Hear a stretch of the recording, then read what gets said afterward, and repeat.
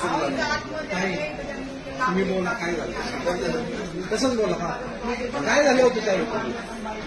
भाजपच्या युवा मोर्चाचे कार्यकर्ते असतील किंवा पुरुष पदाधिकारी असतील, त्यांच्या घरी आया बहिणी नाहीयेत. त्यांनी त्यांच्या आईच्या पोटी जन्म घेतलेला नाहीये. त्यांना या महिला परिचित नव्हता. त्या गेल्या उचल मागणी करून तिकडच्या पक्षांमध्ये, पण त्यांना दुसऱ्या पक्षाच्या महिला पदाधिकारी माहिती नाहीयेत का? त्यांनी त्यांच्यावरती दगडफेक केली. त्यांचे अक्षरशः काही महिलांचे कपडे फाडले पुरुषांनी फाडलेत. ही पुण्याची संस्कृती आहे का? हा छत्रपती शिवाजी महाराजांच्या आपण विचारांवरती चालतो. तुम्ही सुद्धा भाषण करता भाजपाच्या लोकांना, तुम्ही पण ऐका. कुठल्या गोष्टींनी आपण पुढे चाललेलो आहोत? जरा तरी माणुसकीच्या नात्याने तुम्ही लोकांबरोबर वागा.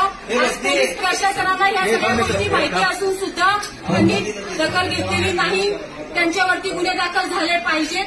माझी ही कळकळीची विनंती आहे डीसीपी साहेबांना की पोलीस तिथे असून सुद्धा त्यांनी कुठल्याही प्रकारची ऍक्शन घेतलेली नाहीये. भक्ती आज महिला अशा पद्धतीने घायाळ झालेल्या आहेत. आज यांनी यांच्या घरी जाऊन काय उत्तरं द्यायची आहेत? म्हणजे राजकारणामध्ये महिलांनी उतरायचंच नाही का?